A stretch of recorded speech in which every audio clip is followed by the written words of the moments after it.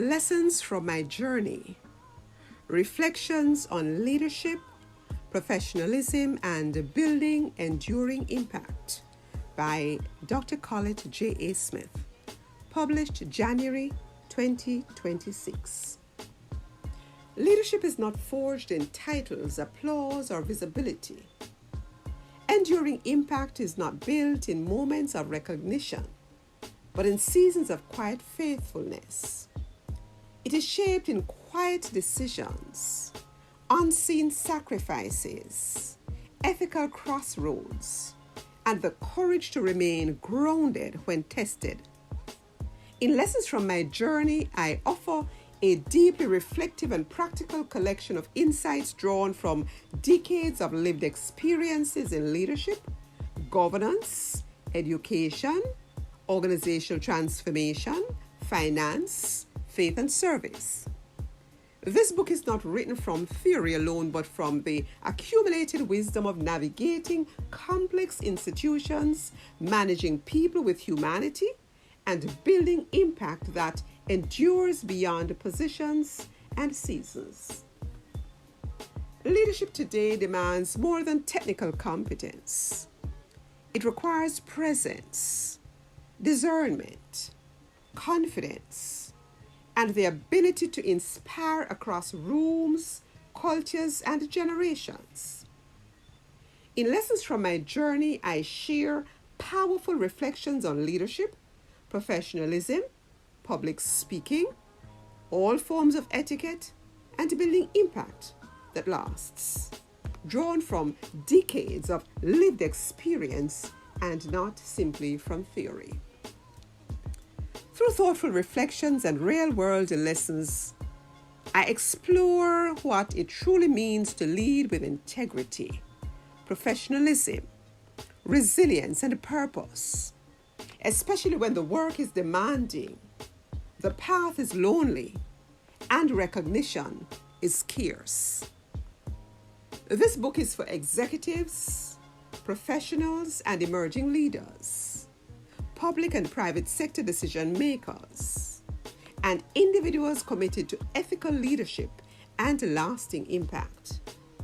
At its heart, Lessons from My Journey is an invitation to pause, reflect, recalibrate, and lead from a place of clarity, courage, and conviction.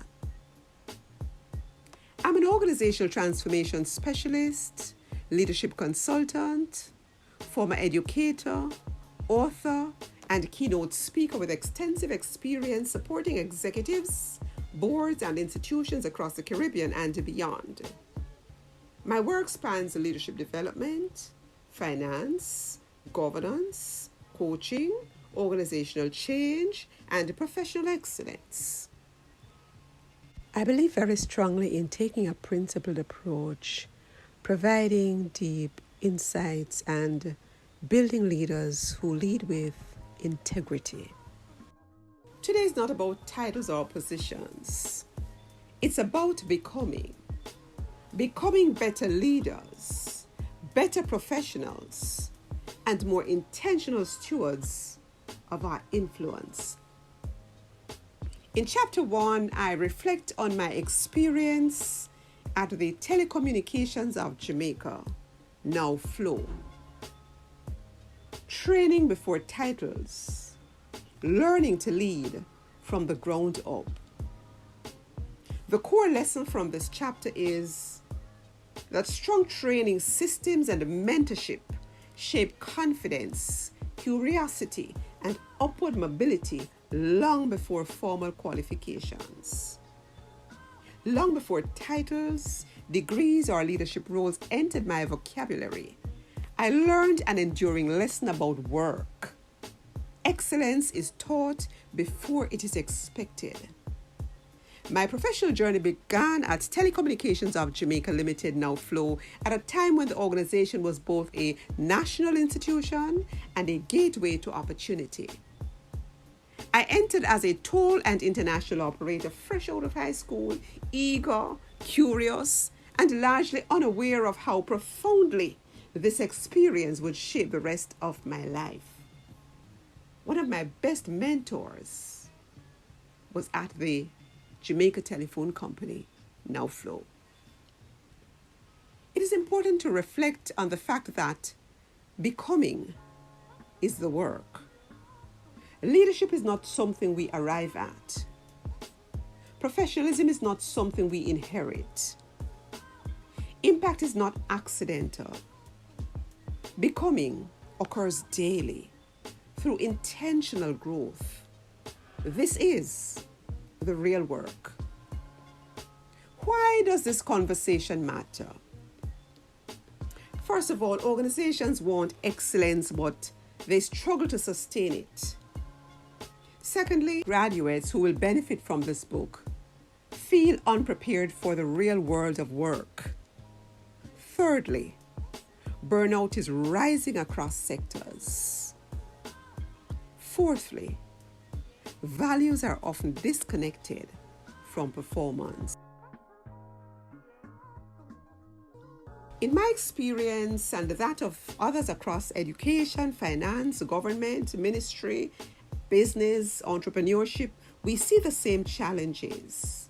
Capable people, but fragile systems. Ambition without alignment, and success without sustainability. By the end of reading this book, you will rethink leadership beyond the titles. You will understand professionalism as a learned skill. You will identify habits that build lasting impact. And most of all, you'll be challenged to act with intention. This is not theory.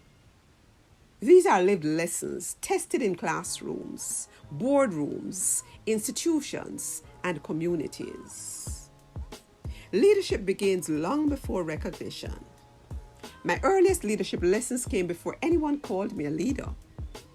They came through training, discipline, observation, and service long before I had been given the authority to lead. For graduates and early career professionals reading this book, there is an important lesson here.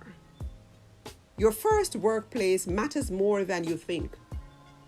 Not because it defines your destiny, but because it shapes your habits, expectations, and sense of possibility.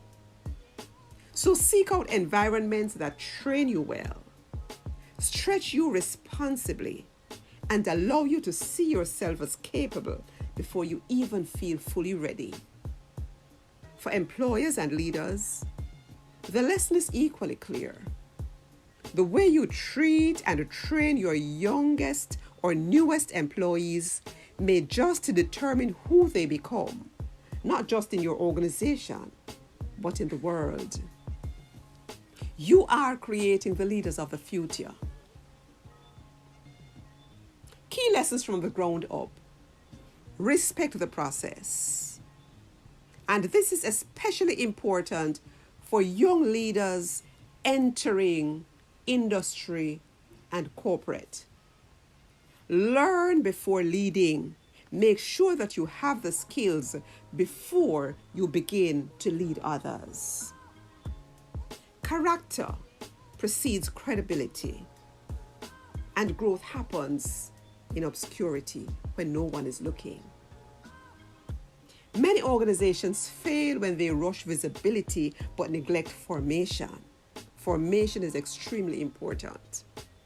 Strong leaders are built quietly. Let's reflect for a moment. Where is your leadership currently formed? Not where you want to be, but where you are.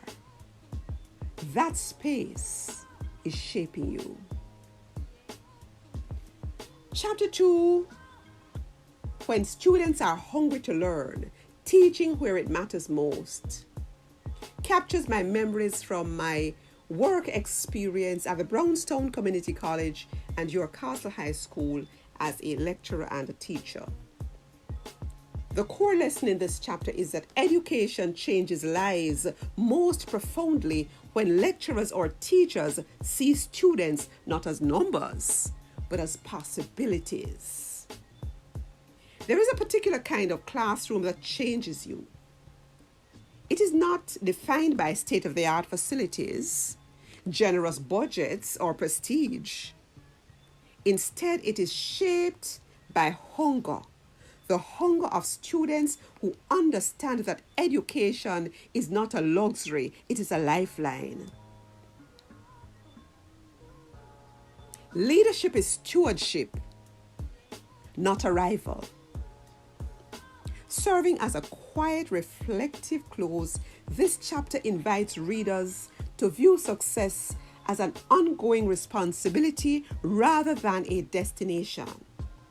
It emphasizes mentorship, system building, and intentional impact, preparing the ground for building on the foundation that has been set prior to stepping into leadership. Every journey eventually circles back to a simple truth. The work is never finished, not because we have failed, but because growth is a constant. Growth is continuous. So what is the work that remains? We must recognize responsibility beyond achievement. At some point, success demands accountability. What we have learned must be passed on. What we have built must be strengthened. What we have benefited from must be extended to others. Progress is not measured only by personal milestones, but by the doors we hold open for others who follow. What I gained from this season of my career was clarity. I learned that potential is everywhere, but opportunity is not. I learned that educators play a sacred role, particularly in spaces where students are working against odds. And I learned that leadership is not always loud. Sometimes it shows up as consistency, preparation, and the willingness to give a little more time when it is needed most. For educators, this chapter is a reminder that what you do matters, especially when resources are limited and expectations are high. For institutions, it affirms that culture is not created by policy alone, but by the daily choices of leaders and staff. And for students, particularly those who feel unseen or underestimated, it is proof that hunger, when met with opportunity and support, can become a catalyst for transformation. What are the lessons that we are carrying forward from chapter 2? Readers may recognize parts of their own stories within these pages. The early uncertainty, the learning curves, the moments of affirmation, and the difficult decisions made to preserve integrity. These shared experiences remind us that professional journeys are deeply human journeys. Titles change, institutions evolve, but character endures. Protect your character. The invitation is simple. Walk forward with intention. Let excellence be your standard. Let integrity be your anchor. Let impact be your measure. And let the work that remains be guided by wisdom, compassion, and courage. Simple. Walk forward with intention. Let excellence be your standard. Let integrity be your anchor. Let impact be your measure. And let the work that remains be guided by wisdom, compassion, and courage. As I reflect on this aspect of my career journey, teaching where it matters most, I'm reminded that impact begins where need is greatest. Teaching hungry students. And when I say hungry, students who are hungry for knowledge, students who are academically, emotionally, and sometimes even literally hungry, has taught me that leadership is service, not convenience. Students are whole human beings.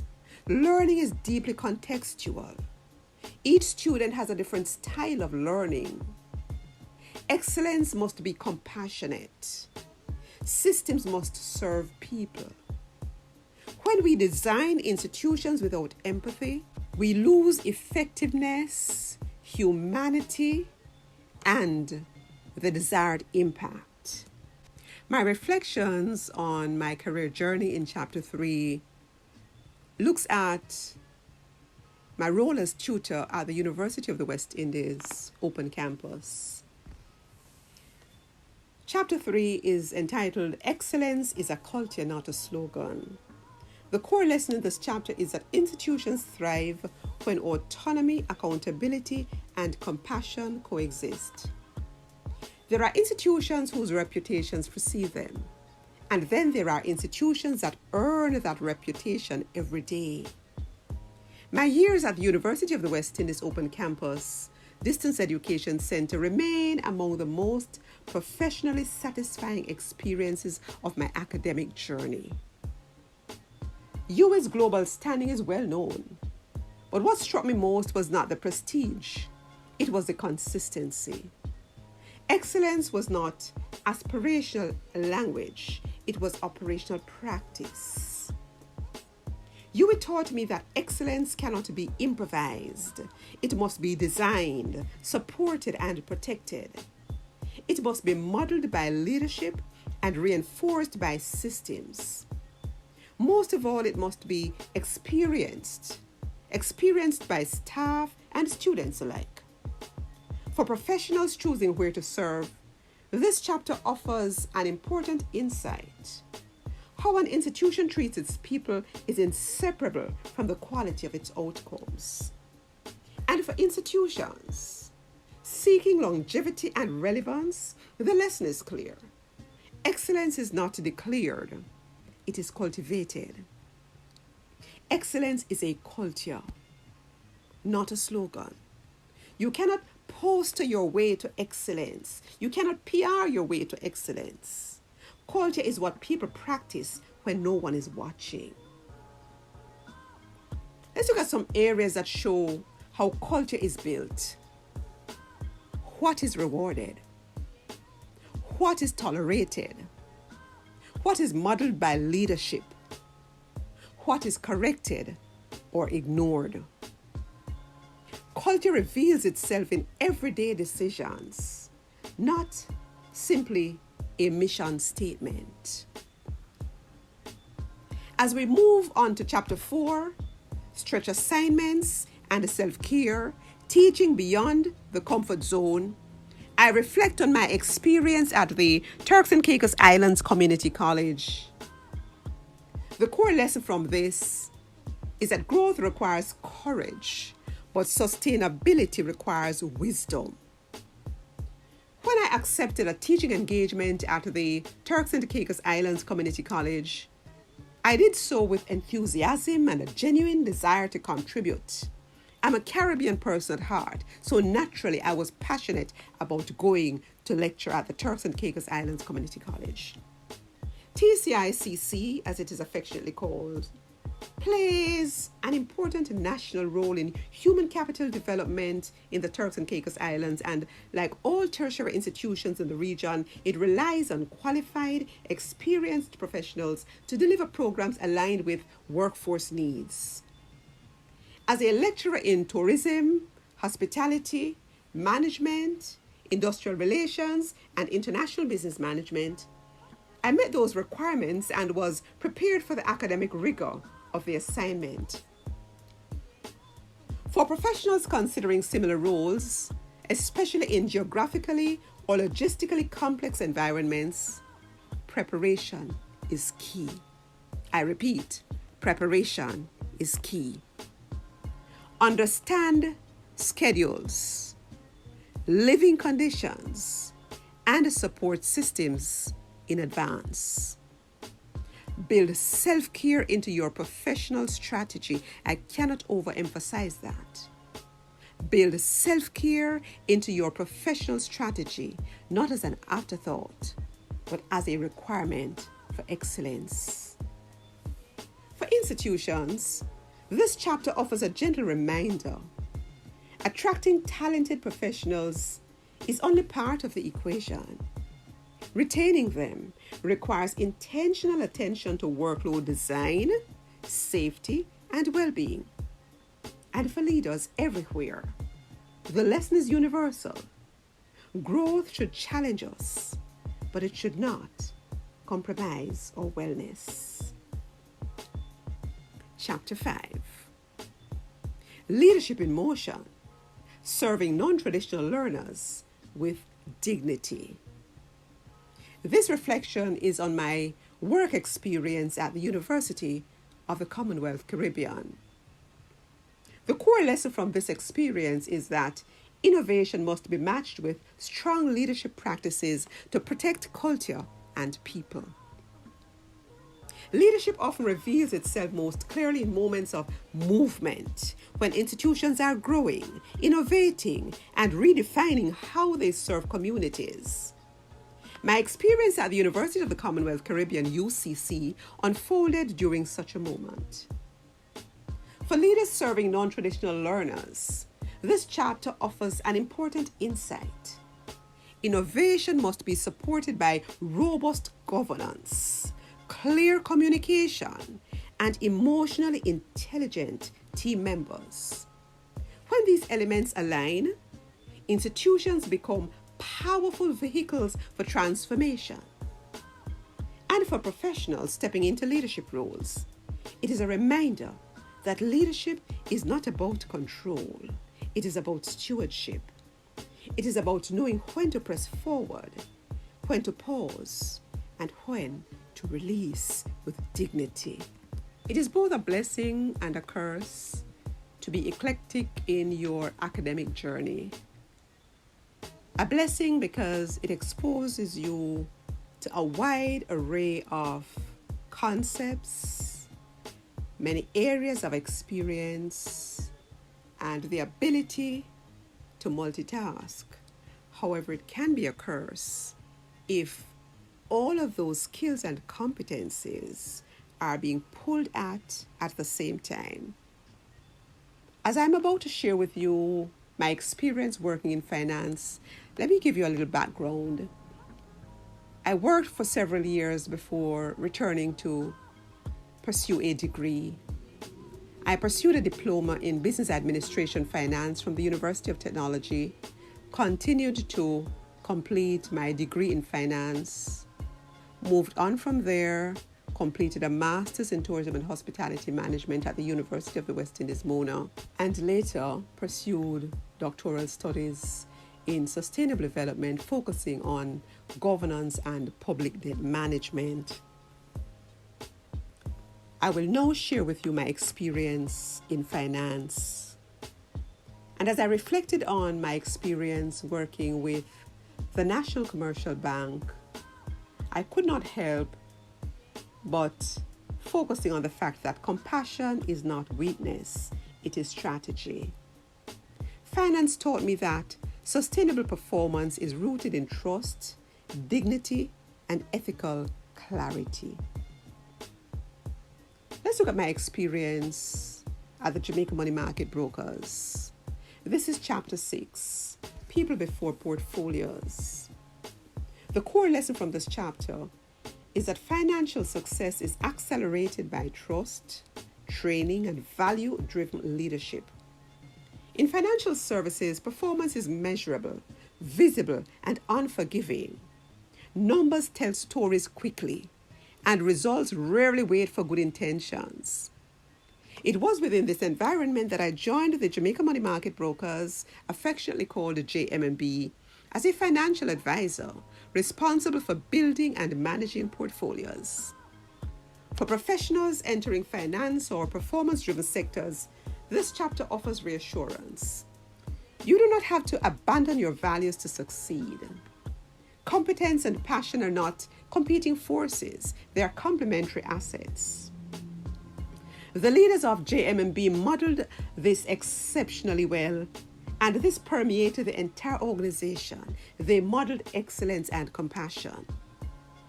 For employers, it affirms that a culture focused on people development does more than retain talent. It multiplies results. And for leaders, it is a reminder that while portfolios may appear on balance sheets, people carry the brand. Ethical leadership builds long-term value. Trust outlives transactions. People drive performance. And organizations that forget people eventually lose profits and purpose. Let's go to chapter 7, when compassion is policy. My experience at the National Commercial Bank. The core lesson I drew from this is that organizational humanity is revealed not in slogans, but in how institutions respond to vulnerability. Organizations reveal their true character not in times of ease, but in moments of vulnerability. My experience at the National Commercial Bank, NCB, came during one of the most challenging seasons of my life. I was fighting breast cancer. Training was taken seriously at the NCB, and leadership understood the role of learning in driving service excellence and sales effectiveness. I was entrusted with delivering island-wide training programs across the branch network, work that required significant travel, adaptability, and resilience. For professionals, this chapter serves as a reminder that it is possible to excel even in the midst of adversity, but that self-care and boundaries are essential to longevity. For employers, it offers a powerful lesson. Supporting people through life's hardest moments does not weaken institutions. It strengthens loyalty, trust, and legacy. And for leaders everywhere, it affirms that the most enduring reputations are built not only on profitability, but on how organizations show up when it matters most. Part 4. Systems and global thinking. From research to policy. Evidence must inform action. Good intentions are not enough. Decisions must be grounded in research, data, and lived realities. Having said that, this takes us smoothly into my experience with the Inter-American Development Bank UWI Climate Change Project. The core lesson I gleaned from this work experience is that sustainable development demands rigor, collaboration, and interdisciplinary respect. There is a quiet kind of leadership that rarely makes headlines, yet shapes the future in lasting ways. It is the leadership of evidence, of careful research, rigorous analysis, and the disciplined translation of data into policy. My engagement with the Inter-American Development Bank, IDB, through a UWI-led climate change project came during my doctoral studies at the University of the West Indies. The lessons I'd like to share with you from this are that for professionals considering work in international development or policy research, this chapter offers reassurance that the work, while demanding, is deeply meaningful. It requires patience, precision, and humility. And it also shapes decisions that affect nations and generations. For institutions, it serves as a reminder that investing in research capacity is not optional. In complex, high-risk environments, evidence is not a luxury, it is a safeguard. And for leaders navigating uncertainty, the lesson is timeless. When the stakes are high, opinions must give way to insight, empirical evidence, and decisions must be anchored in truth. From the IDB, I take you now to my work experience with Sandals Resorts International as training and HR manager at Sandals Duns River. The core lesson I gleaned from that is that organizations win when leaders invest seriously in people development. In hospitality, the guest experience is a brand. My tenure at Sandals Resorts International, Sandals Duns River property, as training and human resources manager offered a powerful demonstration of what happens when an organization treats training not as an administrative function, but as a strategic priority. The late Wood Stewart and my direct manager, Mr. Louis Grant, did exactly that. As we look at training as strategy, not as an afterthought, there are some lessons. For hospitality professionals and leaders, this chapter underscores a simple but powerful insight. Service excellence cannot be demanded, it must be developed. And for organizations across any sector, the lesson holds true. When training is treated as strategy, performance follows. Excellence becomes a hallmark. Training is an investment, not an expense. Workforce development builds resilience. Learning must be continuous. Organizations that stop learning begin to decline, quietly, then suddenly.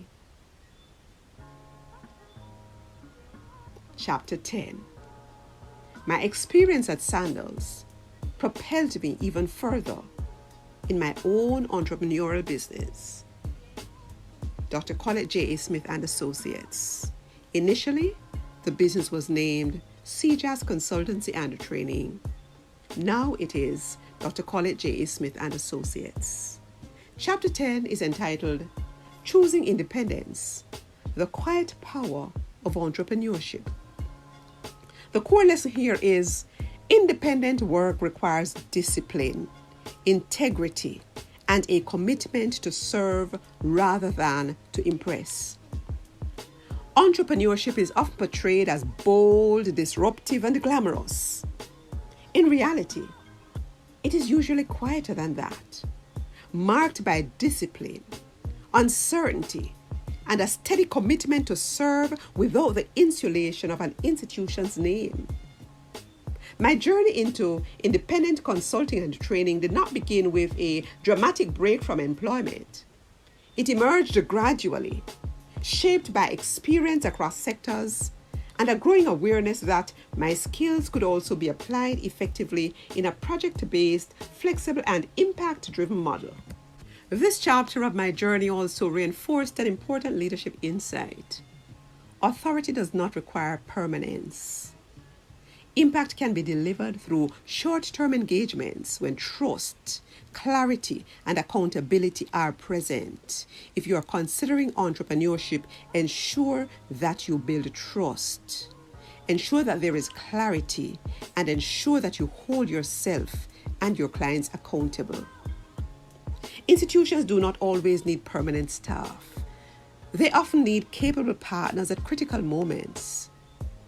For professionals considering entrepreneurial or independent paths, this chapter offers reassurance that such choices can be both legitimate and sustainable when grounded in competence, ethics, and service.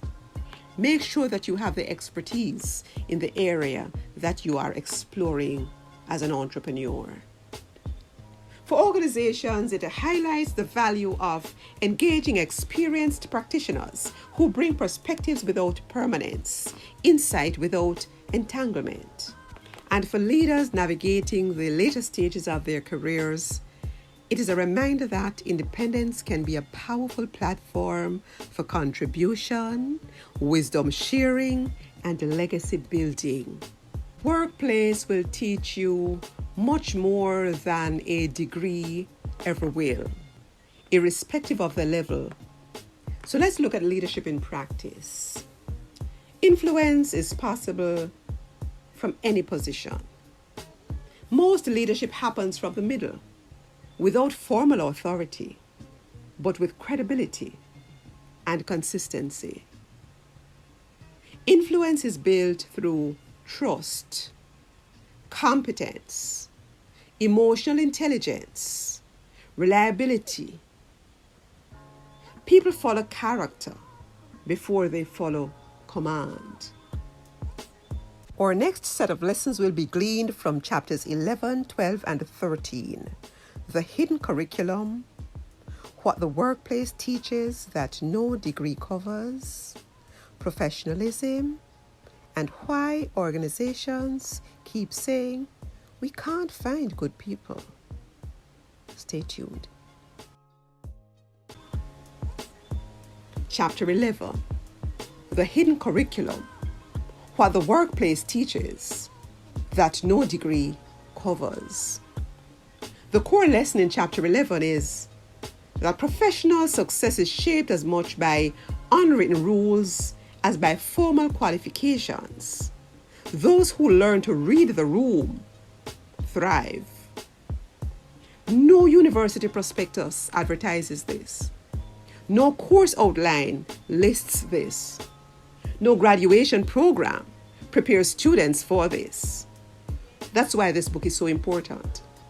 Yet for many professionals, it is this hidden curriculum of the workplace, not academic ability, that determines who advances, who stagnates, and who quietly exits disillusioned.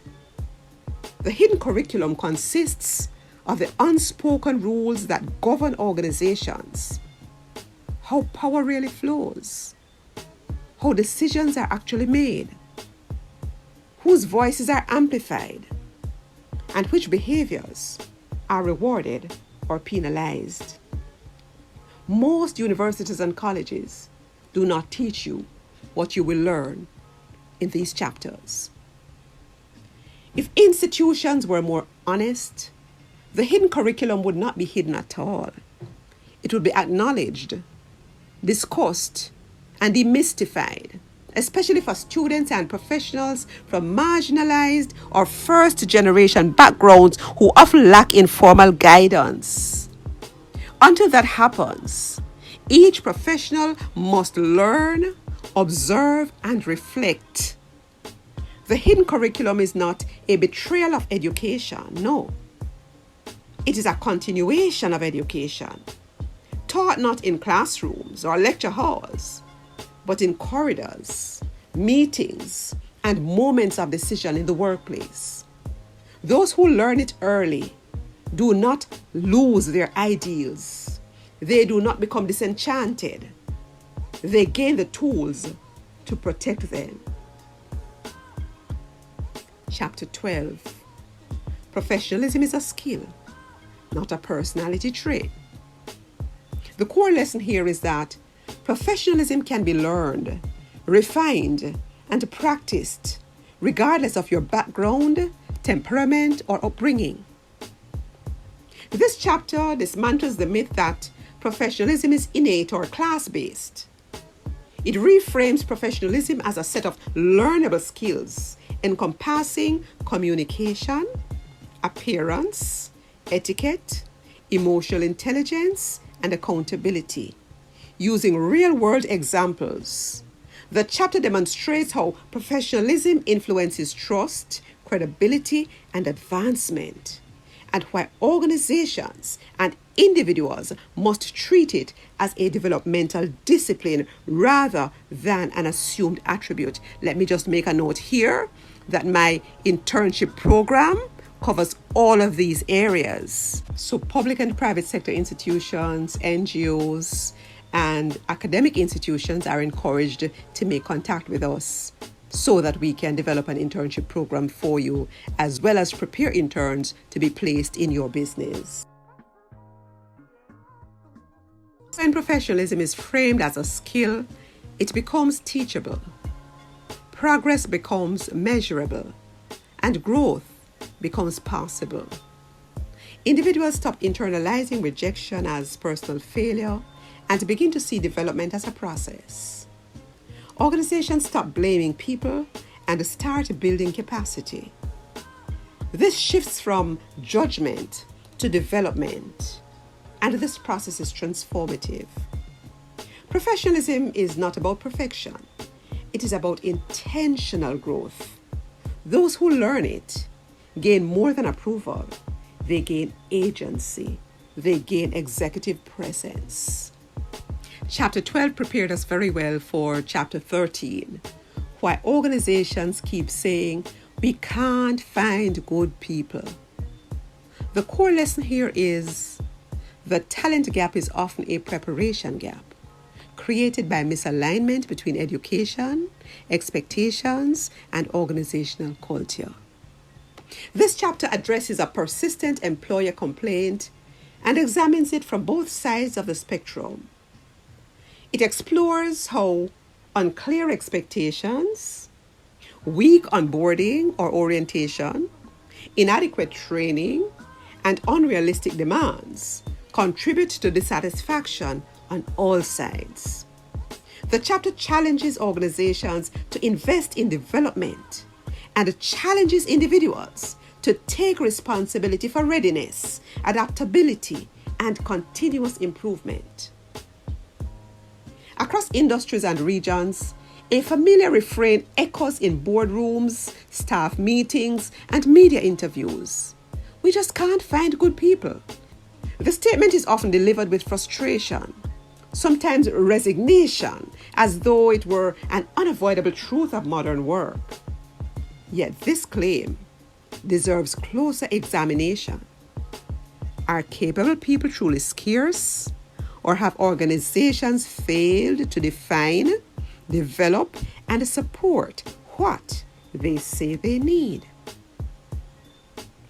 So let us move from complaint to commitment. The statement, we can't find good people, is not a diagnosis. It is a starting point. Organizations willing to move beyond complaint and towards commitment, move from commitment to development, partnership, and patience, then discover that good people are indeed available. They are eager to learn, contribute, and grow. The question then is not whether good people exist. How willing are you to be or facilitate the change? And I can safely say that there is a high possibility that more than 70% of organizations need our help, and we are available to help you. This takes us nicely into our next segment of this book: influence, communication, and visible leadership. Stay tuned. This takes us further into the hidden curriculum, what the workplace teaches that degrees do not. No degree teaches office politics, emotional intelligence, or professional boundaries, but work demands them. Chapter 14, Leadership Without Authority, Influence from the Middle. The core lesson here is leadership is exercised through influence, credibility, and service, not just titles or formal power. This chapter focuses on leading from positions without formal authority, middle management, project roles, academic settings, and cross-functional teams. It demonstrates how trust, consistency, competence, and emotional intelligence allow professionals to shape outcomes, motivate others, and drive change even without positional power. The chapter is especially relevant for emerging leaders navigating complex organizational structures. Leadership is often imagined as something that flows downward from those with titles, budgets, and formal authority. Yet much of the most consequential leadership in organizations occur from the middle, exercised by individuals who influence outcomes without controlling structures. So let us redefine leadership. Leadership is not defined by proximity to power. It is defined by impact, integrity, and intention. Those who lead without authority learn to influence systems rather than dominate people. They understand that leadership is not about control, but contribution. We want to help you to build high-performing, sustainable organizations. Let's go to chapter 15, Boundaries, Burnout, and the Myth of Endless Capacity. The core lesson here is that sustainable excellence requires boundaries. Burnout is not a badge of honor. This chapter confronts a culture of overwork and the dangerous assumption that high performers have infinite capacity. Drawing from personal and professional experiences, it explores the cost of chronic overexhaustion, overextension, the importance of self-advocacy, and the role of boundaries in preserving health, integrity, and long-term impact. The chapter reframes rest and limits as strategic, not selfish. These are strategic choices. It is important for all current and future leaders to recognize that capacity is finite. Stewardship matters. Burnout is not a badge of honor, as I said before. Sustainable impact requires boundaries. It is important for you to set boundaries. When you purchase the book, I encourage you to go through chapter 15 in a very timely manner so you can understand how to set boundaries. Let's go to chapter 16, Faith, Values, and Work, the quiet integration. The core lesson in this chapter is that values shape leadership most powerfully when they are lived, not announced. This chapter explores how faith and personal values can guide professional conduct without becoming performative or divisive. It emphasizes integrity, compassion, service, and consistency as expressions of deeply held beliefs. Rather than advocating overt religiosity in the workplace, the chapter presents a model of quiet integration, where values inform decisions, relationships, and leadership styles in ways that earn trust and respect. For many professionals, faith and deeply held values occupy a private space, carefully guarded, rarely discussed, and intentionally separated from work. This separation is often a survival strategy, born of environments where values are misunderstood, misused, or dismissed as unprofessional. The quiet integration of faith and work does not demand uniformity of beliefs. It demands authenticity. It allows professionals to bring their whole selves to work, not loudly, not defensively, but faithfully. In doing so, they create environments where trust can grow, where leadership has moral weight, and where success is measured not only by outcomes, but by impact. Faith lived quietly does not retreat from the workplace. It steadies the workplace. Chapter 17, From Employee to Ecosystem Builder. The core chapter 17, From Employee to Ecosystem Builder.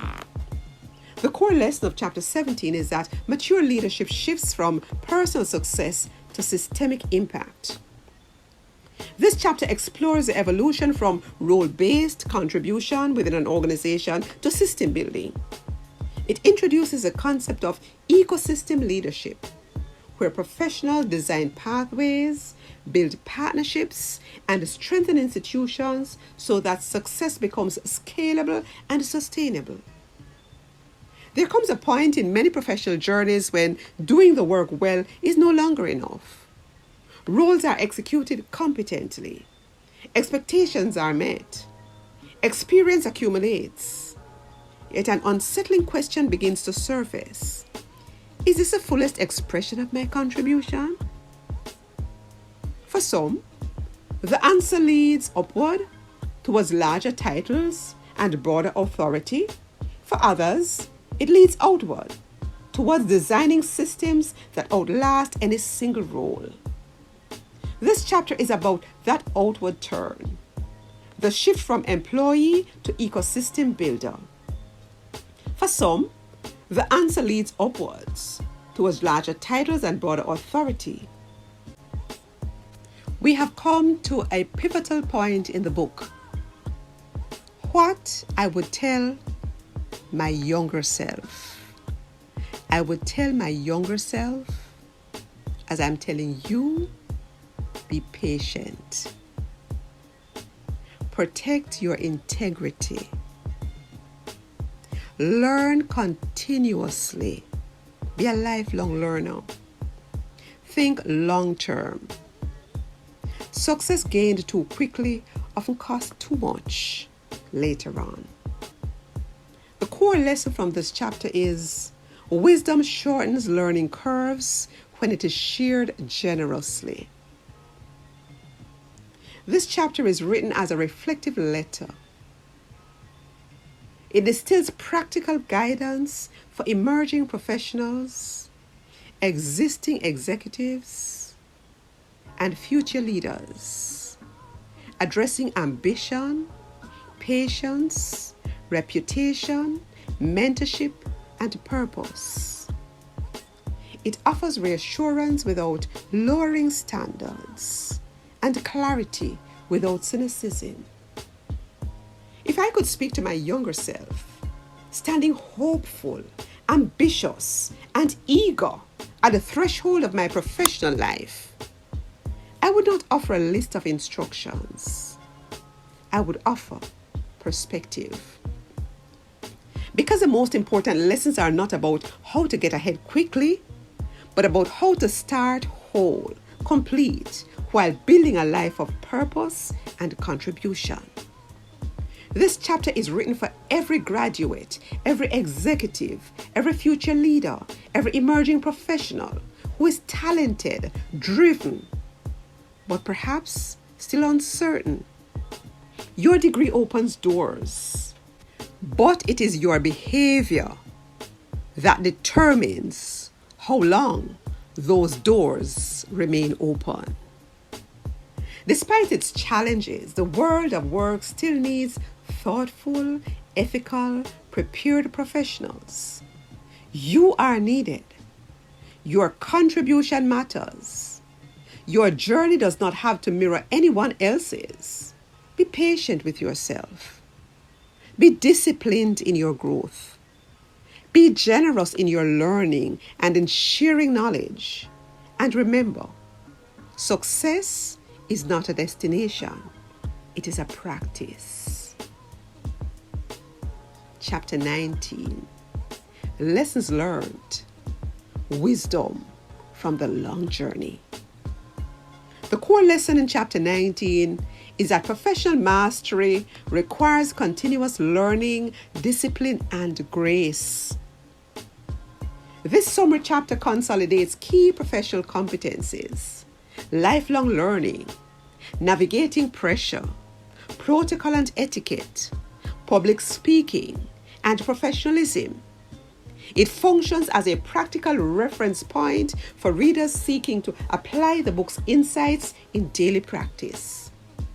Every career journey, when honestly examined, leaves behind a trail of lessons, some hard-earned, some quietly observed, others generously taught by mentors, institutions, and even difficult seasons. One thing you will find in reading this book is you will feel as if you are being mentored as you go through each page. So I want to share with you wisdom for the long journey. Legacy is not built in moments. It is built in patterns. This chapter is not about individual roles or institutions, but about the accumulated wisdom that emerges when a professional journey is viewed in its entirety. It draws together lessons that transcend sectors, job titles, and seasons. Lessons that remain relevant whether one is just beginning or preparing to hand over the baton. These are not shortcuts, they are principles. Lifelong learning is not optional, it is strategic. The most resilient professionals are not those who specialize narrowly and remain static, but those who commit to continuous learning across disciplines. Some of you may already be familiar with KPIs, key performance indicators, and stretch goals. These are used to manage performance, but I highly recommend that you manage performance without losing yourself. Ambitious, high-performing organizations set ambitious targets, stretch goals, and demanding KPIs. These are realities of the workplace, not threats. When you approach this with clarity and discipline, you see them as opportunities for growth. I also highly recommend that you learn to navigate office politics with emotional intelligence and grace. Office politics is an unavoidable reality of organizational life. Office politics arise where people, power, and priorities intersect. Navigating them well does not require manipulation. It requires awareness, emotional intelligence, and principled conduct. Let's discuss some core principles. Observation is the first skill. Understanding informal networks, decision-making patterns, and unspoken norms within the organization will allow you as a professional to act with wisdom rather than on impulse. So observe before you engage. Listen before you speak. Try to understand the power structures without obsessing over them. Influence is built quietly and consistently through reliability, respect, and alignment with organizational values. True professionalism is demonstrated not by avoiding difficulty, but by engaging it with calm, clarity, and grace. Emotional intelligence will allow you to navigate some stormy waters within the organization. Let's look at emotional intelligence in practice. Manage your reactions, not just your responses. Do not vent publicly. Avoid gossip. It always circulates back. Demonstrate grace under pressure. This is not being passive or weak. It is strategic self-mastery. Let's talk a little bit about protocol and etiquette. The invisible language of professionalism. Protocol and etiquette are often underestimated, yet they remain powerful indicators of professionalism. When I speak of protocol, I'm speaking of established procedures governing formal interactions. When I speak of etiquette, I'm speaking of socially accepted standards of courteous behavior. Key areas of application: professional communication, your tone, clarity, understanding the use of titles, email etiquette, virtual meeting conduct, etc. In meetings, governance and decision making, understanding procedures, agenda discipline, respectful debate. For dining and events, being culturally aware, being culturally sensitive, understanding appropriate conduct, professional presentation, and behaviors that enhance your image as well as that of the organization that you represent. So in the book, I write about participation etiquette, email etiquette, technology etiquette, events etiquette, dining etiquette, and I go into granular details explaining to you even how to use your cutlery and to read the table. Ordering etiquette, napkin etiquette, reading the table setting and meal structure, knowing when to order, what to order. I then take you into becoming an effective public speaker. Public speaking is not a talent reserved for a few. It is a trainable skill and a powerful leadership tool.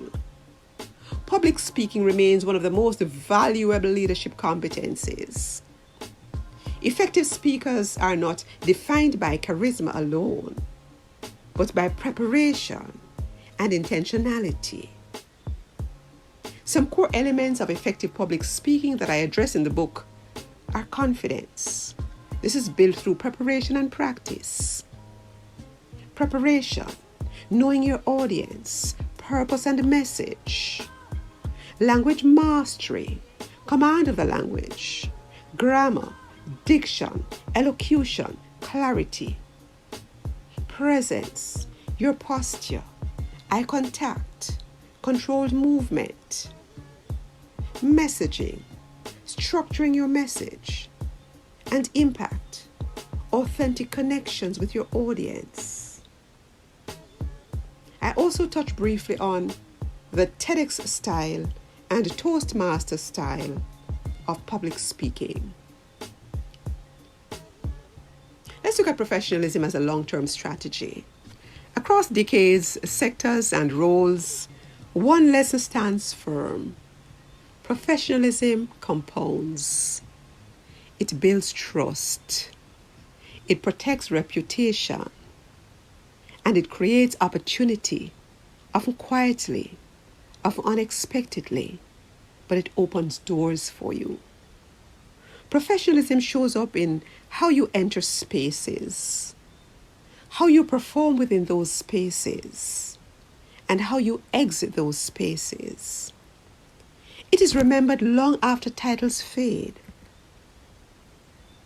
These lessons are not meant to overwhelm you. They are meant to equip you. Whether you are a senior executive, a C-suite executive, a head of department, a middle manager, a graduate stepping into your first role, a professional recalibrating mid-career, or a leader shaping systems and people, the invitation remains the same. By now, you may already have purchased your copy of Lessons from My Journey, Reflections on Leadership, Professionalism, and Building Enduring Impact. Our next summary is our final chapter of the book, Chapter 20. Stay tuned. Professionalism compounds. It builds trust. It protects reputation. And it creates opportunity, often quietly, often unexpectedly, but it opens doors for you. Professionalism shows up in how you enter spaces, how you perform within those spaces, and how you exit those spaces. It is remembered long after titles fade. These lessons are not meant to overwhelm you. They are meant to equip you. Whether you are a senior executive, a C-suite executive, a head of department, a middle manager, a graduate stepping into your first role, a professional recalibrating mid-career, or a leader shaping systems and people, the invitation remains the same. Learn continuously. Act with integrity. Communicate with intention. Lead with grace. The journey will be demanding. The journey is demanding for some of you already. But it is also deeply meaningful for those who choose to walk it well. And above all, understand that the journey itself is the classroom. Learn the lessons and learn them well. Becoming never ends. No matter where you are in your career journey, the work continues. This is my call to action for you. Reflect honestly. Apply one lesson immediately. Lead where you are. Commit to becoming. Remember, Small, consistent actions change trajectories. Lessons from my journey, shared deep stories, practical frameworks, guidance for the long view. This presentation introduces the ideas outlined in the book. The book walks with you through them. It is ideal for institutions, for groups, for individuals, for workshops, for presentations. This work was written to serve you, to help you, to go to the pinnacle of your career, that peak on Maslow's hierarchy, self-actualization. It is possible. You are already on your journey. Be intentional. Be faithful. Keep becoming. Exude executive presence. Consume every page of that book. Practice the skills outlined. Pay attention to the lessons. Thank you for listening. I invite you to go to Amazon to make your purchase or to order your copies through me. drcolletteJasmith@gmail.com. That's drcolletteJasmith@gmail.com. I look forward to hearing your success stories. Thank you for listening.